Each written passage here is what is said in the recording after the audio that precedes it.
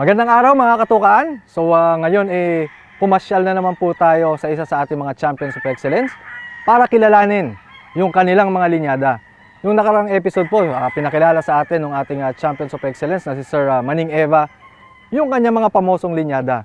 Ngayon naman po, isa na namang premiadong breeder dito sa Mindanao ang ating pupuntahan. Siyempre, isa din po siya sa ating mga Champions of Excellence.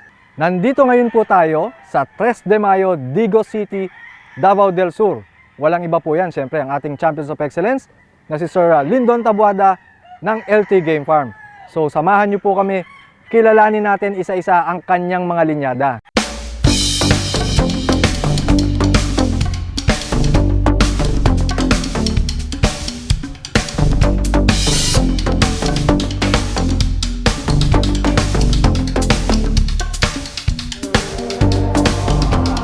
Ngayon natin, siyempre, ang ating Champions of Excellence na si Sir Lyndon Taboada at kikilalanin natin, ibabahagi niya sa atin kung ano ba yung mga premiadong linyada na meron dito sa LT Game Farm. Sir Lyndon, magandang araw. Magandang araw po. Bati ka po muna sa mga katukaan natin. Magandang araw po mga katukaan. Ito po si Lyndon Taboada ng LT Game Farm. So Sir Lyndon, gustong malaman ng ating mga katukaan, yung mga milyon-milyong sabungero, ano ba yung mga linyada na meron dito sa inyong manukan? Sweater po. Tulad ng hinawakan ko ngayon, ito po ay isang golden monkey na sweater.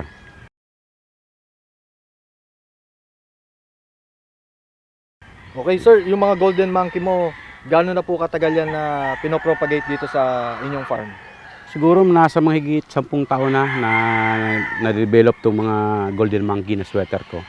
So sir, gusto rin nilang malaman ano ba yung mga estilo at karakteristik nito na nagustuhan mo sa kanila? Unang-una, guwapo sila tignan, yung kulay nila, at saka maganda yung katawan nila. Buo yung katawan ng golden monkey na sweater And then, doon din sa bitaw, kompleto na sila halos. Wala ka nang may dadagdag pa. So itong mga to sir, mas preferred nyo po bang mailaban sa stags or pwede rin magagaling din sila pagkadating sa cock season? Sa amin, nung na-observe namin sa golden monkey, kahit magulang na, pwede silang mailaban, yung mga 3-year-old, ganyan. Pero mas maayos sila pag stag po. Pagka stag, okay.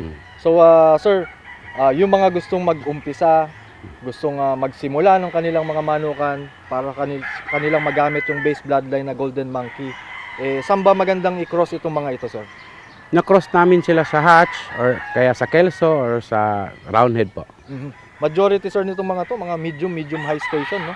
Ang golden monkey, medyo tama yung laki nila, mga nasa, siguro pag stag, mga nasa 2 or 1.9, ayun yung timbang nila. Ito sir ang isang, kumbaga, gustong malaman din ng ating mga kasabong at mga katukaan. Compare dun sa mga ibang linyada, paano ba ihanda itong mga golden monkey sweaters? Paano nyo po sila kinukondisyon?